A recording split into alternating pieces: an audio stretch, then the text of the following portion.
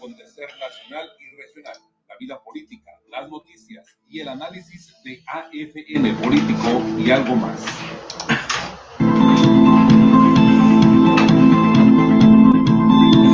Es momento del análisis del acontecer nacional y regional, la vida política, las noticias y el análisis de AFN Político y algo más.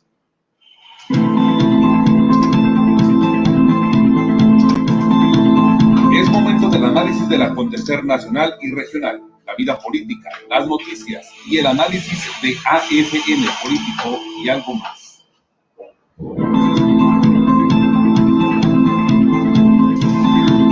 Es momento del análisis del acontecer nacional y regional, la vida política, las noticias y el análisis de AFN Político y algo más.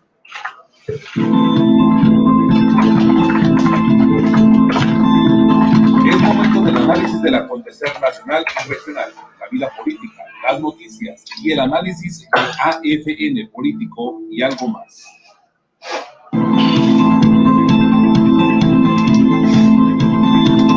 Es momento del análisis del acontecer nacional y regional, la vida política, las noticias y el análisis de AFN Político y algo más.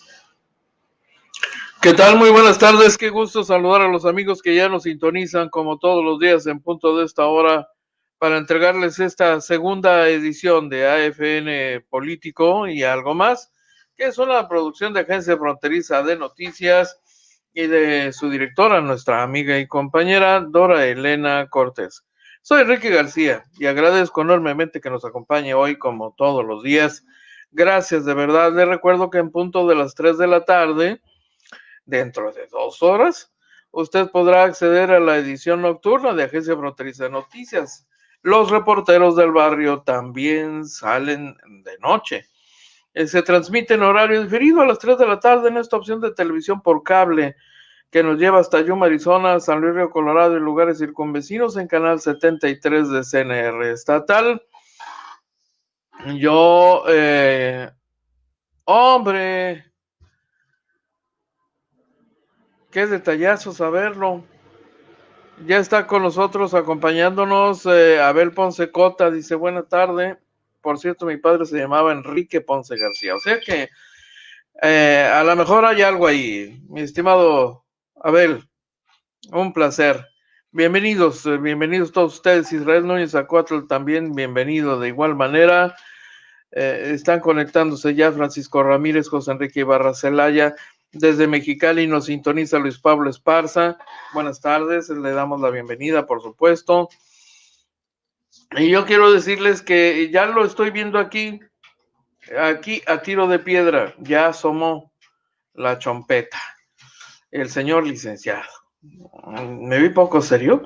Bueno, pues es que es amigo del licenciado Ricardo Zurita López, que es alguien conocido en esta comunidad, dígalo ustedes, si no, la cara más visible de la defensa de la causa de la tauromaquia.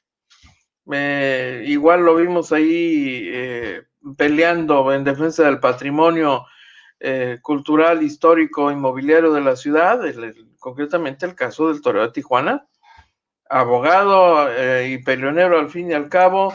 Desde entonces ha dado ese tipo de luchas y además yo le recuerdo que es consejero del sistema estatal anticorrupción, consejero ciudadano, ¿no? Y también ahí tiene cosas que decir y las ha venido diciendo los últimos años. Hay ahí, de hecho, un asunto nuevo que no hemos tenido oportunidad de abordar con él y me parece que lo vamos a aprovechar de una vez. Está calientito el asunto, pero más calientito que el resultado de la resolución de la Suprema Corte de Justicia de la Nación a un juicio de amparo promovido por Ricardo Zurita López a favor de la Fiesta Brava, así en términos amplios, no puede haber. Y le hemos invitado, ya aceptado, yo le doy la bienvenida en este momento, lo hacemos pasar al licenciado Zurita. Ricardo Zurita López. ¿Qué tal, Enrique? Buenas tardes, gracias por la invitación. Encantado de estar contigo otra vez, mi hermano. Oye, licenciado, pues a ver, tú promoviste desde que yo recuerdo, creo que hace un par de años ya, un juicio de amparo contra una ley que aprobó y que promovió, si mal no recuerdo, Carlos Torres, diputado local panista, antes de que lo corrieran del PAN, en apoyo a esta causa animalista, como se han hecho llamar en Baja California, que también tiene abogados. Bueno, ellos aprobaron esto, promoviste un amparo, la Suprema Corte de Justicia de la Nación finalmente ha resuelto y a favor del juicio que promoviste en las últimas horas. A ver, por favor, explícanos en qué consiste esto. Muy bien, Enrique, gracias por la oportunidad de explicar esta información grata para la cultura y los derechos humanos de la tauromaquia.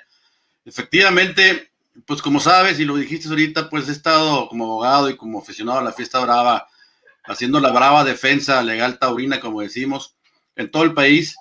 Por supuesto, en mi ciudad, en mi estado de Baja California, en Tijuana, se han dado en los últimos años movimientos muy fuertes de prohibir, en lo general, las corridas de toros, que no lo impedimos, no lo lograron los personas que tienen esa simpatía de las prohibiciones de la fiesta brava en este caso.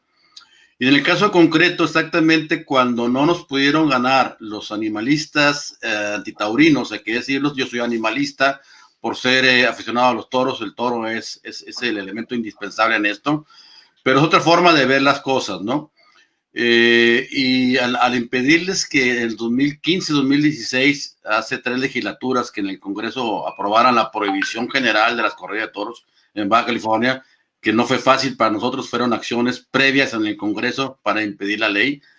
Finalmente, con otra siguiente legislatura, que es la pasada, convencieron exactamente al diputado, o exdiputado, mejor dicho, Carlos Torres, para que enviara una iniciativa al Congreso y en términos generales prohibiera la entrada a las corridas de toros a los niños y menores de 18 años.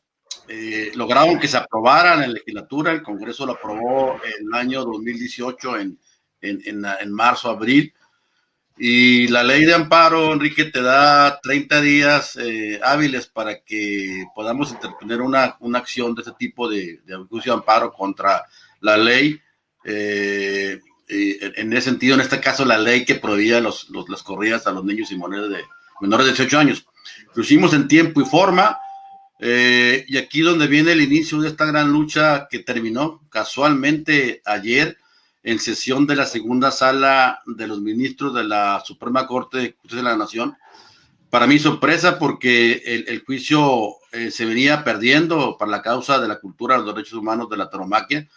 El juez de distrito aquí de Tijuana dictó en contra de los derechos de los niños y los padres de los niños, que es la médula de esto. Y se fue a revisión, interpuse la revisión en el recurso, que es como la apelación, pues, en materia ordinaria. En materia de amparo se llama recurso de revisión, se va al colegiado. Para mi sorpresa, esto estoy hablando de 2018, 2019 y todo el 2020. Para mi sorpresa, la Suprema Corte de Justicia de la Nación, la segunda sala, que es el caso especializado, que integran 5 ministros, atrajo el asunto, lo consideró de gran trascendencia por materia de los derechos humanos de los niños aficionados a las corridas de toros. Y la ministra Yasmín Esquivel Moza, se llama la ministra, en el amparo en revisión, que es 329 del 2020 de este año, lo sometió a consideración de los resto de la sala, de los otros 4 ministros. Ayer se discutió, fue muy contundente los argumentos que interpretó de mi juicio de amparo la ministra Yasmín Esquivel, y de los 5 ministros, Enrique, 1 no se convenció y 4 sí. Por absoluta mayoría de 4 contra 1, quedaron amparados los niños y los menores de 18 años de Baja California a que ahora sí tengan acceso a las corridas de toros, y se declaró inconstitucional esta ley antitaurina prohibitiva de los niños de Baja California. Afortunadamente, con gran resonancia, no solamente nacional. Esto, insisto, Enrique, no se trata de fiesta brava o de toros, se trata de los derechos humanos de los niños y de los padres a una cultura a la cual tienen derecho, como es la fiesta de toros. Entonces, pues una gran noticia taurina. En lo particular, pues me siento muy contento por haber logrado este triunfo, especialmente en este ámbito de la Suprema Corte de Justicia de la Nación. Ayer me decían de México, pues tu triunfo es como los toreros en la gran parte de México, pero resonando en las ventas y en Madrid, en Sevilla, pues bueno, pongamos que así, ¿no? Pero sí, indudablemente es un gran triunfo, repito, no tanto para la tauromaquia, que sí lo es, más que nada es para los derechos humanos de los niños y los padres de los niños, a la cultura taurina. Un tema central, Ricardo, sin duda, el tema de los, bueno, el invocado en este caso, ¿no? Porque lo invocaron quienes promovían la prohibición del acceso de menores de edad a la fiesta brava, bajo el argumento de que era proteger el derecho humano de los niños a estar libres de violencia, porque le atribuían a la fiesta brava una influencia nefasta que violentaba a los menores de edad, que los exponía. Y entonces, bajo el argumento de la protección de ese derecho humano que fue invocado, ellos promovieron, y lo que tú hiciste también, de alguna manera invocando el derecho humano de los niños y sus padres al acceso de la fiesta brava, que es una experiencia cultural, es una tradición en el mundo entero, finalmente te dan la razón. Esto puede parecer un contrasentido, y es curioso cómo finalmente esta resultó ser una moneda con dos caras. El tema de la defensa de los derechos humanos de los menores, por un lado, dicen a libres de violencia, y por el otro lado, el derecho que tienen ellos y sus familias a disfrutar la fiesta brava. Y entonces la resolución de la Suprema Corte me parece que sienta un precedente con esta resolución.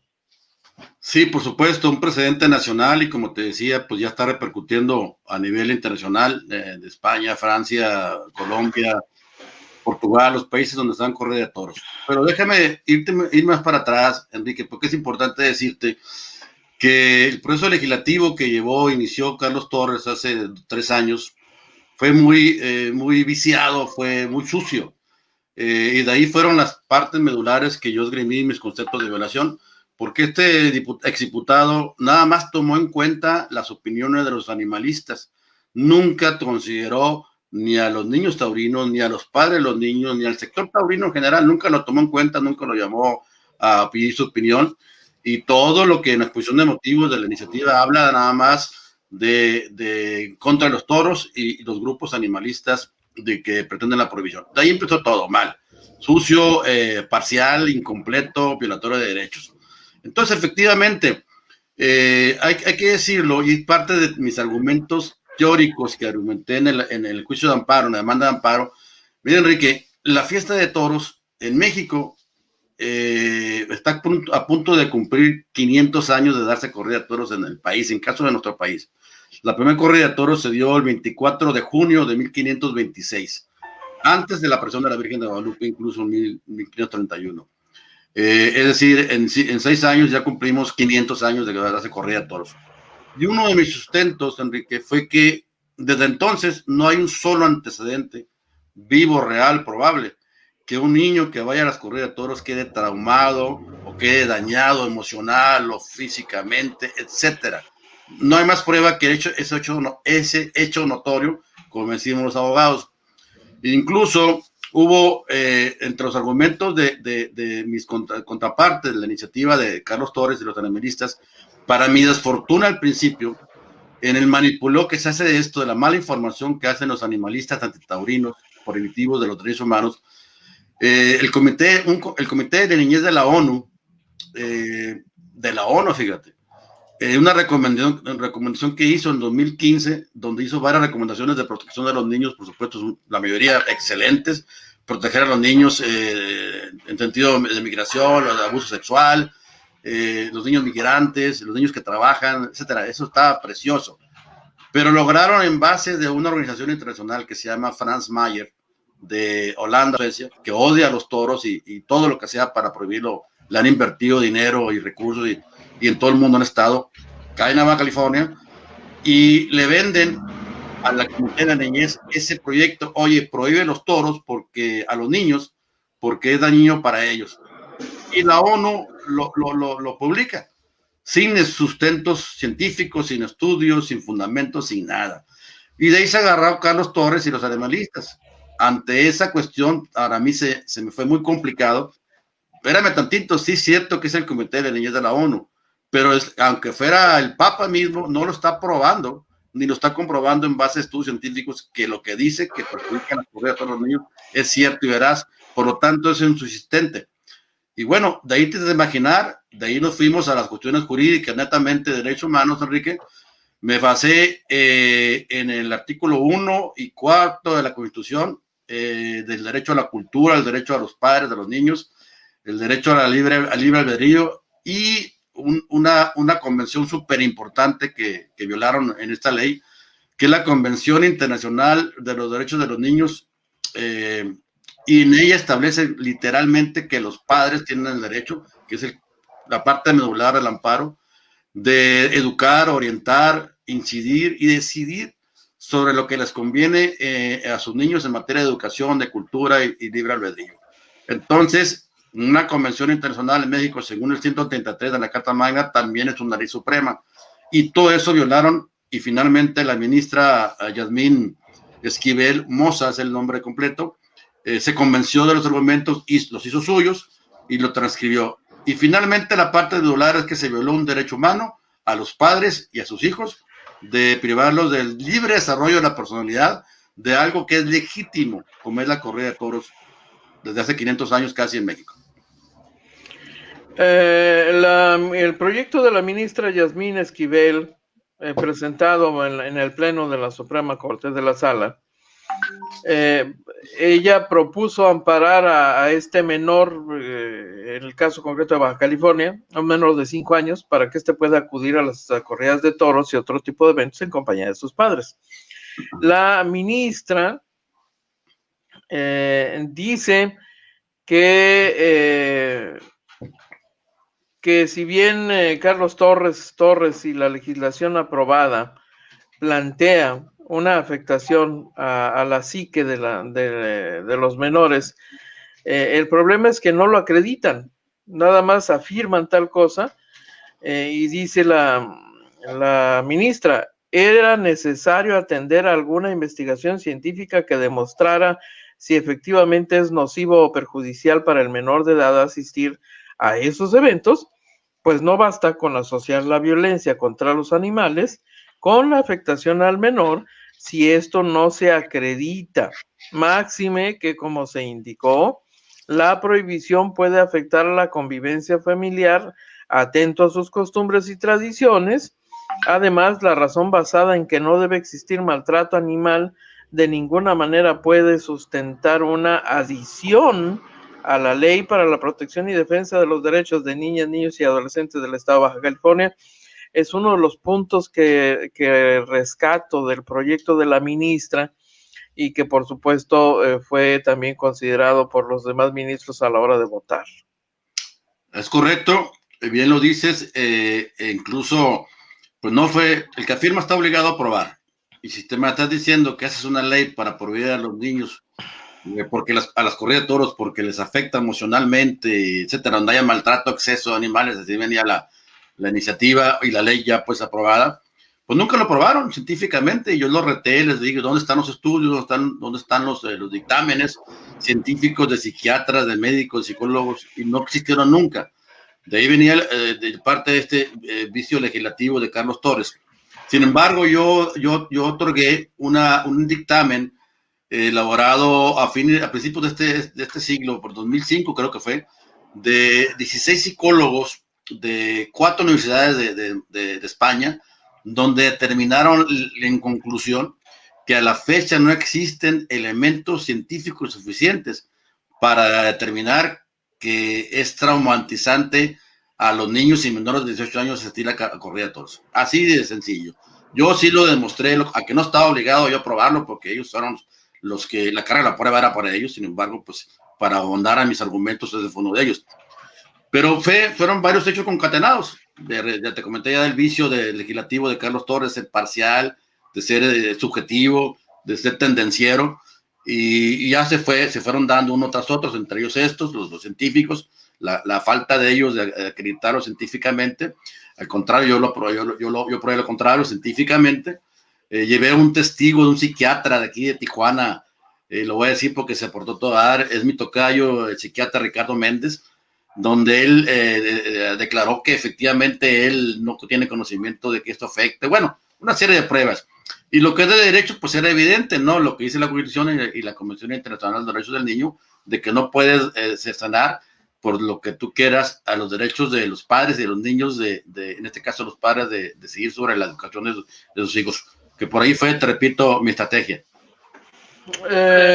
Oye, Ricardo, ¿qué sigue? Bueno, entendemos que hay un efecto jurídico inmediato a favor del amparado, es decir, el beneficio de la resolución aplica solo a ellos, pero a partir de este criterio emitido por la Suprema Corte, cualquiera puede invocar justamente lo que tú promoviste en el amparo a favor de otros también, y seguramente van a tener una respuesta similar, muy factiblemente. Pero hay una adición que se hizo a la ley en Baja California, ¿y qué va a pasar entonces con ella? Bueno, efectivamente, se llama principio, en materia de amparo se llama principio de relatividad o fórmula Otero. Otero fue parte de los creadores del amparo en aquella época del 1847. Se decidía que cuando se declaraba inconstitucional una ley, nada más beneficiaba al que promovió el amparo. Principio de relatividad. Sin embargo, ese principio ha ido en decadencia. Efectivamente sigue vigente, pero ante lo contundente, aparte que pueda servir para otros niños que lo quieran hacer, tener que hacer a través de un amparo. Yo tengo la percepción, Enrique, de que no va a haber ninguna autoridad, ni administrativa, ni legislativa, ni judicial, que se atreva a contradecir esta resolución de la Suprema Corte de Justicia de la Nación, porque sentó el precedente y va a servir para que ya detengan ahí todo esto. Porque va a terminar en esa situación, y ahora no va a tener que llegar a la Corte para decidir cualquier autoridad. Bueno, si la Corte decidió al respecto, ya no puede hacer nada. Es como el amparo que otorgó la Corte precisamente para el derecho de fumar marihuana por sentido lúdico, o sea, para divertirte. Ya está dado, ahora ya no lo puedes prohibir, tienes que permitirlo. Es lo mismo. Si la Corte lo dijo, se lo hace en todo el país. Y entonces, ¿se puede quedar así la reforma hecha en el Congreso del Estado o se puede promover la adecuación a partir de esta resolución? Pues mira, el Congreso tiene que derogar esa disposición, pero como sabemos cómo trabajan los diputados, pues olvídate ahí que voy a tener reacción inmediata. Yo voy a hacer las gestiones, ya saben, ellos están notificados el Congreso, que es su ley, la ley Torres, Carlos Torres, okay, es ley inconstitucional, esa disposición, ya lo saben, porque la Corte inmediatamente notifica. Sin embargo, okay, pon tú que lo quieran dejar, no lo van a poder aplicar. A pesar de que esto estaba en las últimas consecuencias, los grupos animalistas son muy insistentes y muy obsesivos, y bueno, afortunadamente logramos esto. Déjame decirte, dentro de mi experiencia en estos litigios, que en la defensa, la brava defensa, como le llaman ahora, que he estado esgrimiendo, va desde antes, a nivel internacional. Me satisface decirte, como paisanos que somos tijuanenses, que cuando se vino la prohibición del 2010 en Cataluña, famoso, que muchos promovieron y presumieron los taurinos, sí se prohibió, lo sabemos, en Cataluña, en España, ¿no? Lo que no entendían esas gentes es que Cataluña prohibió los toros no por prohibirlos, simplemente fue por cuestión política, porque siempre se ha querido separar de España. Y una parte de darle la torre a los españoles como Estado-nación era prohibir la fiesta nacional, que realmente es la fiesta de Brava en España. Y la prohibieron en Cataluña, que ellos le llaman allá regiones, ¿no? Como fueran estados. En tiempo y forma, igual que aquí, pero en tipo de acción de inconstitucionalidad parecida en España, unos senadores del Partido Popular, encabezados por el senador Pío García Escudero, es el nombre de él, con 60 senadores, interpusieron esa acción de inconstitucionalidad. Me mandan un correo, me piden mi opinión, y yo le digo, pues le contesto, pues yo soy mexicano, no manejo las leyes de España. No, pero los principios que están manejados en defensa de la fiesta brava en México, los principios de derechos universales, eso sí es cierto. Y le mando mis ideas, mis proyectos, mis argumentos, y los incluyen. El caso es, Enrique, que esa ley prohibitoria de Cataluña y de la fiesta brava en general, lo sabemos, lo determinó 6 años después la Corte Suprema de España, que fue en octubre de 2016. Para satisfacción de todo esto, en 2016 la Corte de España determinó entre 4 argumentos que propusieron uno de tus servidores sobre el derecho a la cultura, el derecho humano, de que esa ley prohibitiva de los toros en Cataluña también era inconstitucional. Desde 2006 está declarado esas provisiones que son en España y ahora en México, en ese caso particular de los niños, que son inconstitucionales, lo que significa que es contrario a los derechos humanos de los mismos aficionados o los que asistimos a las corridas de toros. Muy bien. Entonces, queda así pues esta resolución. ¿Es un niño, es un menor de edad de Tijuana, a favor del cual promoviste? Es correcto. Voy a decir el nombre, por además por los papás. El niño se llama David Manzano. Los papás se llaman Gilberto Manzano y la mamá no recuerdo el nombre. Que el niño feliz, me ha tocado que se sienta a mi lado. Es parte incluso personal, ¿no? Disfruta las corridas, las empieza a atender. El papá es muy aficionado.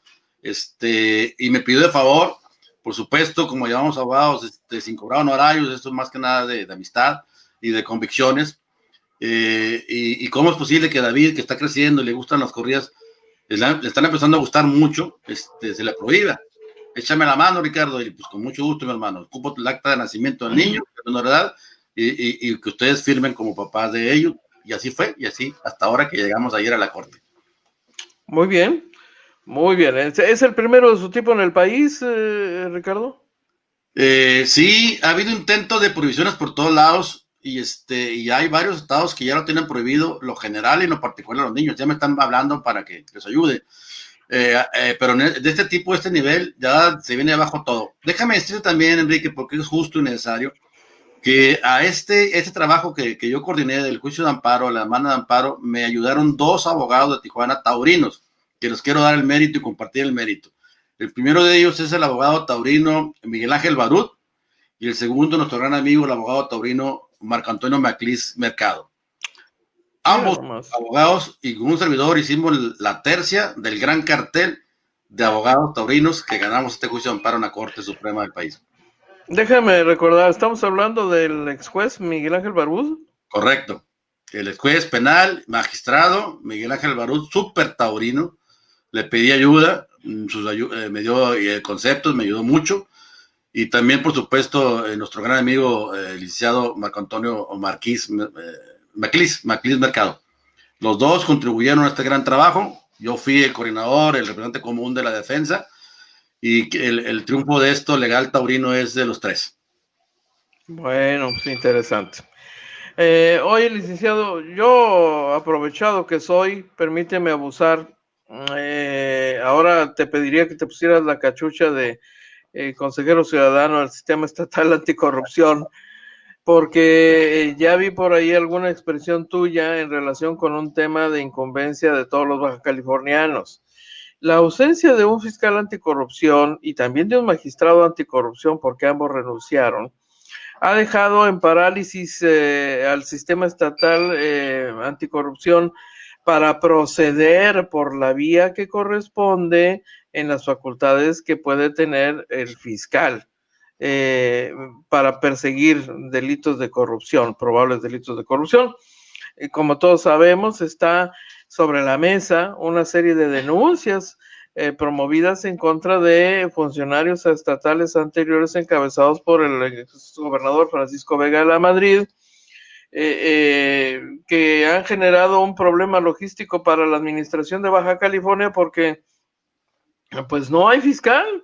Y entonces vemos con sorpresa, por ejemplo, a la secretaria de Honestidad y Función Pública del Estado, Vicenta Espinosa, ayer o antier, hablar de que pues como no tenemos fiscal, pues el asunto se lo pasan a la Fiscalía General de la República, y nos están hablando en esencia de una imposibilidad material de proceder, de avanzar en el proceso para enjuiciar a quien resulte responsable de probables actos de corrupción. Y me llamó la atención alguna reflexión que tú publicaste en tu página personal de redes sociales sobre ese tema. A ver, desde hace mucho has venido señalando las deficiencias del sistema estatal anticorrupción para avanzar justamente de manera efectiva y proceder en probables casos de corrupción. Esto que me parece delicado, porque el Congreso del Estado sigue sin resolver la ausencia, está decapitada la dependencia, no hay posibilidad de acción legal, simple y sencillamente porque el Congreso no ha designado fiscal anticorrupción. Es correcto, Enrique. Ahora dejo de ser abogado taurino para convertirme en abogado anticorrupción. Muy bien. Sí, efectivamente, como consejero ciudadano por Tijuana, mucho orgullo del sistema estatal anticorrupción. Pues mira, te digo en síntesis que el problema viene hace 2 años y medio que empezó el sistema a funcionar, entre comillas, y son 3 factores por los cuales está esta situación tan adversa, tan deprimente, de que no está funcionando. Primero, por una ley del sistema estatal anticorrupción obsoleta, más bien inaplicable, le llaman a nivel nacional la ley Fiorentini, porque el compañero de Coparmex Mexicali, Francisco Fiorentini, consejero ciudadano, manipuló para que él pudiera entrar como consejero, sin cumplir en la ley estatal los requisitos que nos exigen los consejeros de todo el país, entre 12 artículos, requisitos: tener título profesional, él no tiene título profesional, tener experiencia profesional en esta materia anticorrupción, no la tiene, y no estar vinculado a partidos políticos, y él está vinculado al PAN, pero logró que en la ley de Baja California se incluyera esa figura de los honoríficos, y bueno, tanto la ley como los consejeros, mis compañeros, que no reúnen requisitos, son los que ocasionaron el primer problema de que esto no funcione. Y si le agregas a esto, a la inercia, inactividad e irresponsabilidad del Congreso, los diputados del Congreso del Estado, pues ahí está la situación, ¿no? El Congreso del Estado, lo has dicho muy bien, Enrique, tiene varias responsabilidades en esto. Primero, desde el 14 de enero de este año, precisamente la Corte declaró que la ley del Sistema Estatal Anticorrupción de Baja California, la ley Fiorentini, era inconstitucional y que tenía que adaptarla, y no lo ha hecho el Congreso, con el pretexto de la pandemia, pero sí pueden hacer otras cosas, ¿no? Si están aprobando otras leyes, ya sabemos de cuál estamos hablando, pero esto no lo atienden, no lo han actualizado, sigue siendo ¿No? No, desde el 14 de enero. ¿De aquella resolución de la Corte? Tenemos 11 meses, Enrique, que el Congreso no le ha hecho caso al Congreso, a la Suprema Corte. Puede incurrir en responsabilidad, pero mientras pasa el tiempo, Baja California se ve afectado de esa norma indispensable. Exactamente, desde aquella de enero resolución de la Corte. Impresionante. Ante ese lapso yo he estado insistiendo, he estado presentando escritos. Como consejero no me obliga a nadie ni nada, me obliga a mis convicciones de que esto funcione. El resto de mis compañeros, como son parte de la mafia, la corruptela del SEA, del Sistema Estatal Anticorrupción, pues se quedan callados, están cobrando muy buenos honorarios. Aparte de eso, el Congreso no ha cumplido con nombrar al órgano interno de control del mismo Sistema Estatal Anticorrupción. Está manejando 15 millones de pesos al año sin controles a discreción por parte de la gente de Fiorentini, en este caso un señor de apellido Irineo.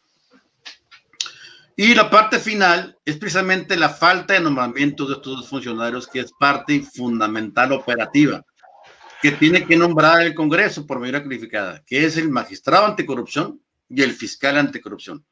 Desde este mes de enero, casualmente del 2020, que renunciaron ambos, no lo ha hecho el Congreso. Y que déjame decirte lo grave. En materia de corrupción, Enrique, se sigue la posible investigación y sanción por 2 vías, la vía administrativa y la penal.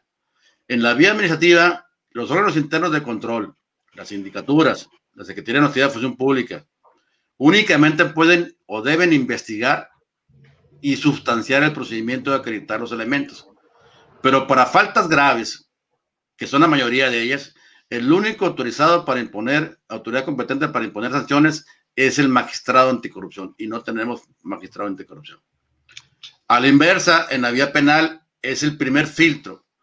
El único autoridad competente, a mi juicio, sustentado jurídicamente otra vez, para recibir las denuncias por actos de corrupción, integrarla al expediente o la carpeta, las pruebas, y ejercer en su momento la acción penal a un juez de control para que dicte la orden de aprehensión y se inicie el juicio contra el presunto delincuente corrupto, pues es el fiscal anticorrupción, y no lo hay.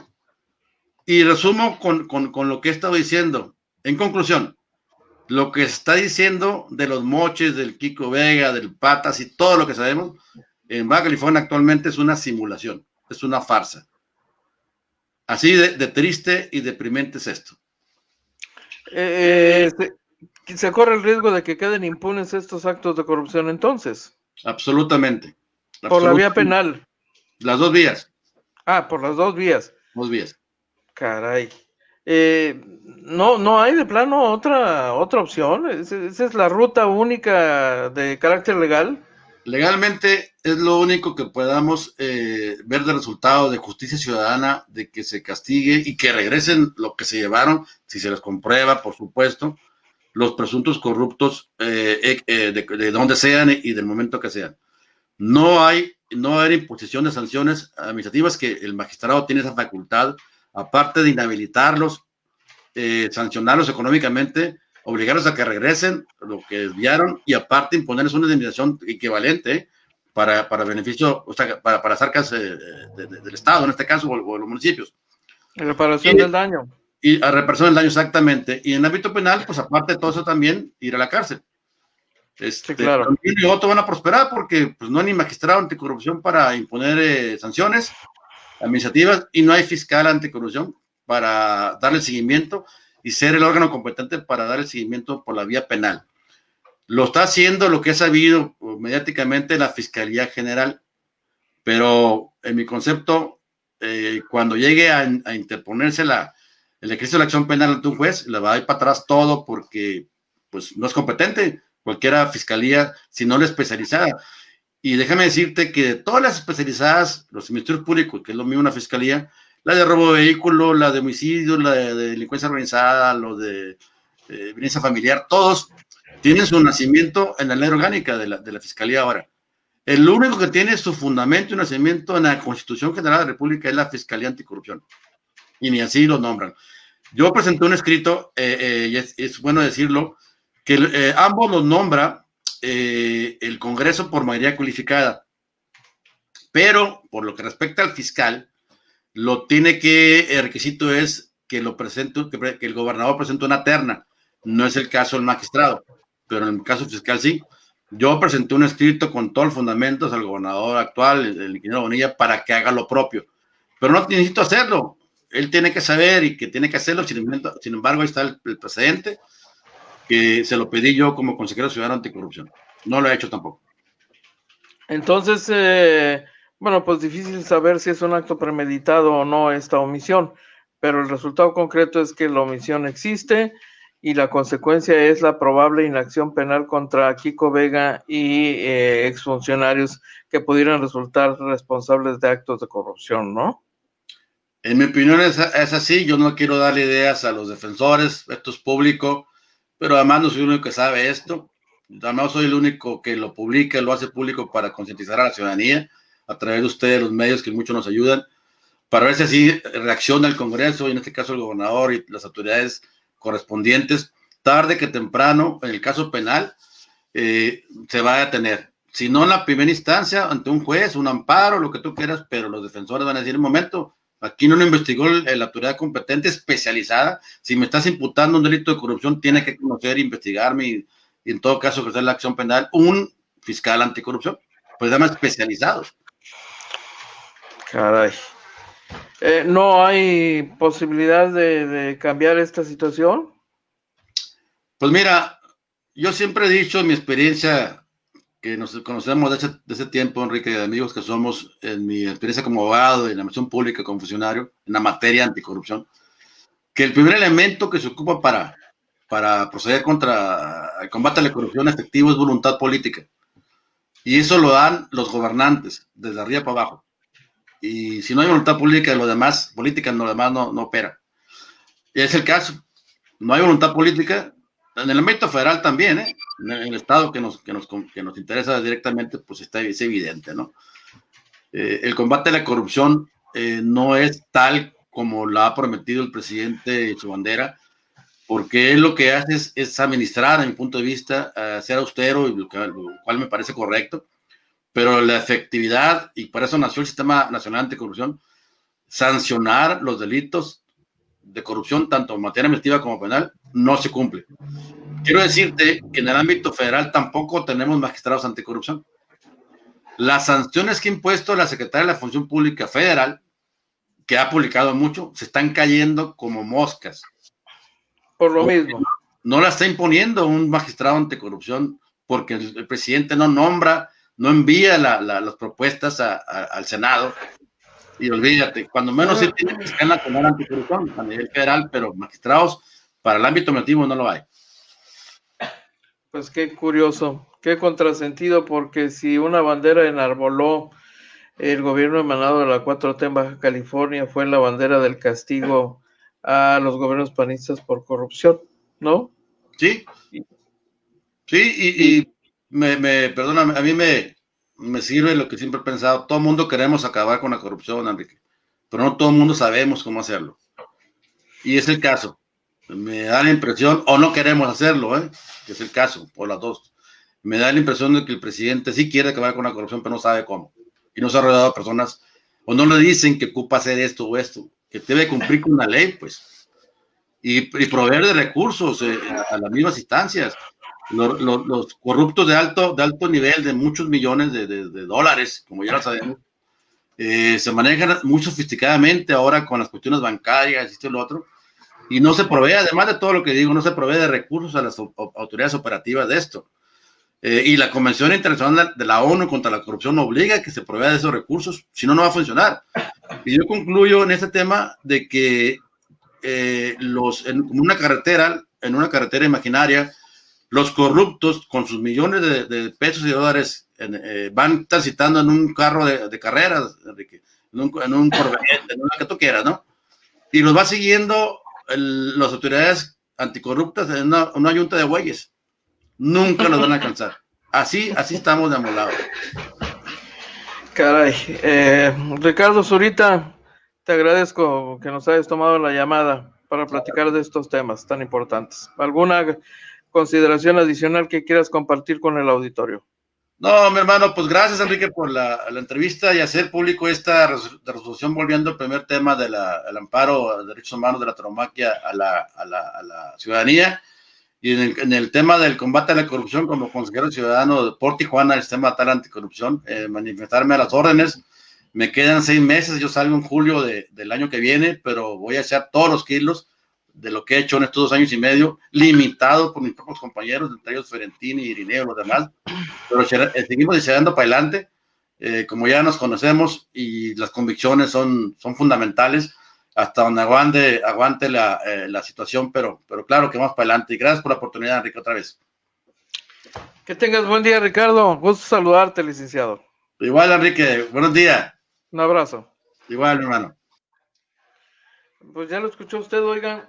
Ricardo Zurita López es abogado, ha sido funcionario de sindicatura municipal, ha combatido la corrupción desde la sociedad civil, pues es abogado, no necesita bules para nadar, para decirlo con toda franqueza, él sabe cómo, y yo le puedo decir, porque soy testigo como periodista, que Ricardo Zurita ha promovido, ha creado organismos para combatir la corrupción, para promover el combate desde el ámbito ciudadano, y pues empujado por esa intención es que promovió su participación en el sistema estatal anticorrupción, logró el objetivo de ser nombrado consejero ciudadano, y desde el inicio de creación de este sistema ha venido señalando una serie de inconsistencias que a la postre pueden tener una consecuencia legal.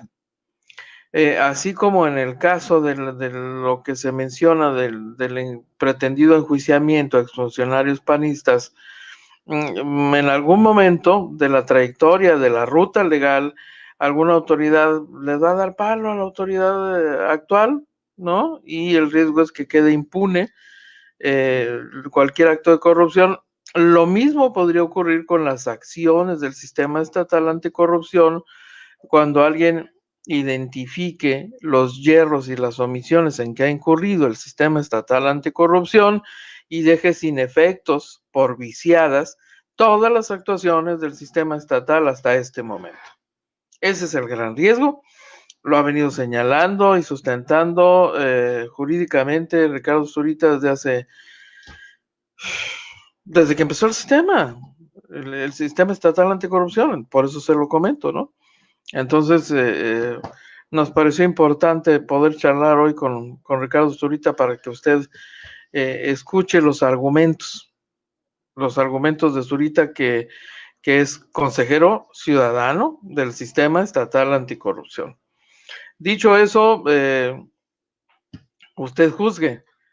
El Congreso del Estado claramente tiene un gran pendiente y una omisión cometida por no haber, fíjese nada más, yo no sabía, yo daba por sentado que había quedado resuelto el acatamiento de una resolución de autoridad jurisdiccional superior que dijo: es anticonstitucional, son anticonstitucionales este y este artículo de la ley del Sistema Estatal Anticorrupción. Eso fue en enero.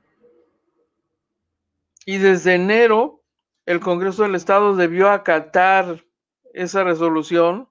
No sé cómo no han procedido contra el Congreso del Estado por esa omisión. Es una omisión que les puede costar la chamba a los diputados, yo quiero decirle, ¿eh? No, el tema no se volvió a tocar. Y la ley estatal anticorrupción no fue modificada, no se atendió la resolución de la autoridad superior hacia el Congreso del Estado, no se repuso el procedimiento para designar consejeros ciudadanos, porque hubo vicios ahí, y entonces, pues lo actuado por estos consejeros del Sistema Estatal Anticorrupción están viciados de origen, oiga. Entonces, el resultado inmediato, concreto, tangible y material está empantanada la acción en materia de anticorrupción en Baja California. Fíjense nada más, desde enero han sido incapaces los señores diputados de atender esto. ¿En serio? Qué impresionante. Bueno, yo recuerdo haber entrevistado sobre esto en un principio a Julio César Vázquez Castillo, que fue presidente del Congreso del Estado, y la respuesta es pues que no habían sido notificados todavía, y eso fue a principios de la pandemia, oígame usted, ¿no? Y entonces sigue sin ser subsanado. Esto es toda una revelación la que hace Ricardo Zurita. Impresionante, de veras. Oiga, bueno, espero le haya resultado útil la charla con Ricardo Zurita López. Yo quiero saludar a Israel Núñez, por supuesto, nos acompaña hoy también. Luis Pablo Esparza desde Mexicali nos acompaña de igual manera, gracias. Laurita de Ávila también, buenas tardes, bienvenida. Juan Cabuto, ole matador, un abrazo, estimado licenciado Ricardo Zurita, saludos desde La Paz, dice Juan Cabuto. Leti Flores, bienvenida. Si la gente de Morena piensa que los supuestos defraudadores irán a la cárcel, pues están súper equivocados, dice Laurita de Ávila. Pues creo que podría tener razón Laura de Ávila, Lo siento por alguien que no quiere los del PAN. Muy bien el tema de Zurita, que es la verdad de lo que dice Laura Dávila. Muchos de los escuchas se fueron, creían que iba a hablar de tiros. No conocen a Zurita, que es licenciado, dice. Hablar de toros. Bueno. Pues ahí está el tema. Importante, finalmente. Los dos temas, y oportunos además por esta resolución de la Suprema Corte de Justicia de la Nación de hace algunas horas. Siento un precedente importante, sin duda, sin duda. ¿Quién más? Yo quiero, yo saludo a Gloria Miramontes, Luis Enrique Ramírez Rivera, Romeo Castro, Columna Pardíez, Héctor García, Melba Cortés, José Enrique Ibarra Celaya, gracias por acompañarnos. Tengo por aquí algo que le quiero compartir, por cierto, de la información que le estamos ofreciendo en el portal de Agencia Fronteriza de Noticias. Una declaración que me parece relevante se produjo esta mañana en la sesión del Grupo Madrugadores, que es que cada jueves sesiona con un invitado. Y hoy estuvo en calidad de invitado de Grupo Madrugadores, un hombre llamado César Romero Mejía, que es jefe de enseñanza e investigación de la Asociación Nacional de Cirugía General. Participó ahí con un tema sobre COVID, es médico tijuanense, dice que el hospital de la capital de Puebla tiene el primer lugar con una tasa de muerte del 38% de los pacientes con coronavirus. El tercer lugar a nivel nacional lo tiene, el segundo lugar lo tiene Villahermosa, Tabasco. El tercer lugar a nivel nacional lo tiene el Hospital Regional del Instituto Mexicano del Seguro Social en Culiacán, Sinaloa. Y, oh sorpresa, Tijuana ocupa el cuarto lugar con el 36%. Estamos hablando de la tasa de mortandad, de las tasas más altas de mortandad por COVID en hospitales del Seguro Social. ¿Sabe cuál es la institución en Baja California que ocupa el cuarto lugar en mortandad por COVID? La Clínica 1 del Seguro Social. 1 de cada 3 pacientes está muriendo. Imaginen la situación social que se está viviendo en nuestra ciudad. Imagínense el costo de esas familias que se están quedando sin sustento, dijo el expositor de esta mañana. El 80% de las muertes por causa de COVID son adultos, es decir, 2 de cada 3 son hombres, son el sustento de la familia. Romero Mejía resaltó que es importante que las personas comprendan la relevancia de la descontaminación de espacios cerrados y cualquier tipo de superficie, porque está científicamente demostrado que un enfermo con el virus puede contagiar de 80 a 100 personas con el flush, con las gotículas, como usted quiera llamarle, ¿no? Las gotas que expulsan las personas tan solo al hablar, incluso al respirar, pero sobre todo al hablar, ¿no? La saliva. Así que la Clínica 1 del Seguro Social en Tijuana tiene el cuarto lugar nacional en mortandad por COVID. Y este otro asunto que le debo compartir. 2 nuevas víctimas de COVID en Baja California.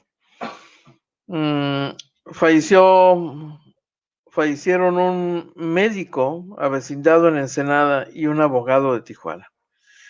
El abogado es Gabriel Urías Sainz y el médico es Henry Mateo Sanes, que reportaron síntomas del virus y finalmente murieron por COVID. El doctor Henry Aristóteles Mateo Sanes, médico cirujano partero, especialista en ginecología y obstetricia, además de biología de la reproducción humana, en tanto que el abogado Urías Sainz fue reconocido dentro del gremio de litigantes en Tijuana, ¿no? 2 nuevas víctimas conocidas que mueren por COVID en Baja California.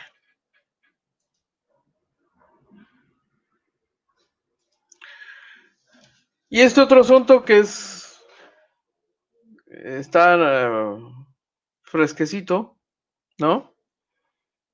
Es una conferencia de prensa ofrecida en Mexicali esta mañana, bueno, casi media mañana.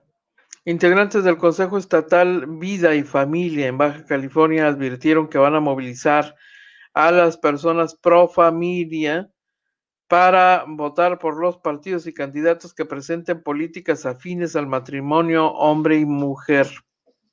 Marcela Vaquera, que es integrante del Consejo Estatal, dijo que van a hacer una campaña presencial y virtual por un voto inteligente a favor de quienes defiendan la vida y la familia, sea del partido que sea. Por supuesto, en defecto, en contrario censo, la idea es no votar a favor de candidatos y partidos que que favorezcan políticas públicas y demás en contra de la familia. La campaña será presencial a través de lonas espectaculares que colocarán con su idea en defensa de la familia y virtual porque van a informar a través de las plataformas digitales del Consejo sobre los perfiles de los candidatos que buscan la reelección y que no son afines. Además van a subir encuestas e infografías sobre la defensa de la vida y la familia. Explicaron que en las últimas 3 caravanas convocadas contra el aborto y los matrimonios igualitarios congregaron a miles de personas en todo el estado. Usaremos esa fuerza para convocar y defender vida y familia, la libertad religiosa, por una Baja California libre de ideologías, dijeron. Entre otros puntos que apoyan, señaló Ricardo Cano Castro, integrante del Consejo Estatal, se encuentra la defensa de la vida desde la concepción hasta la muerte natural como el primer derecho humano. Jorge González Muñoz, del Consejo, también aquí en Tijuana, aseguró que defienden el matrimonio natural entre hombre y mujer por el bien que representa para la permanencia de la especie y educación de la familia para un sano tejido social.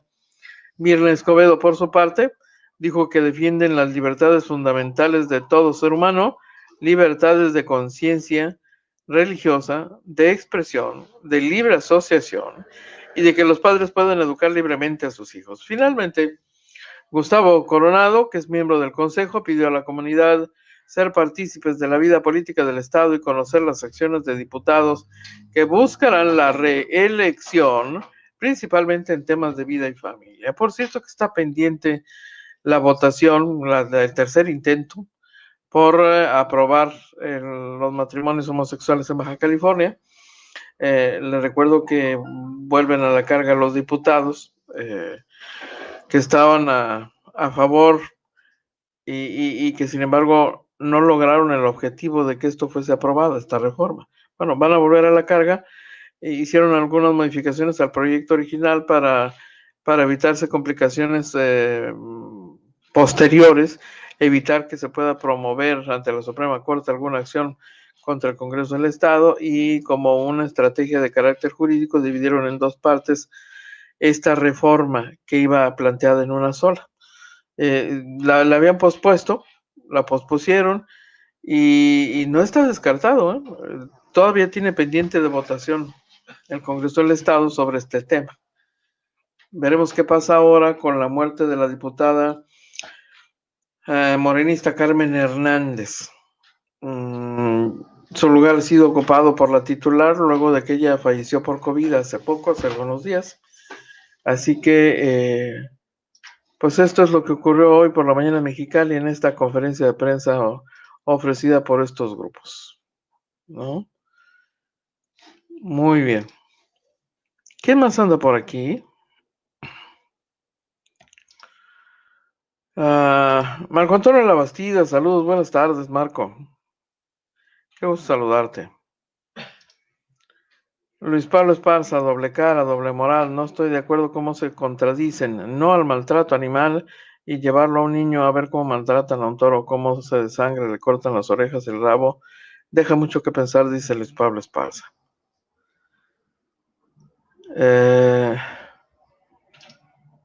Como se va el tiempo, les deseo una tarde feliz. Laurita tiene razón.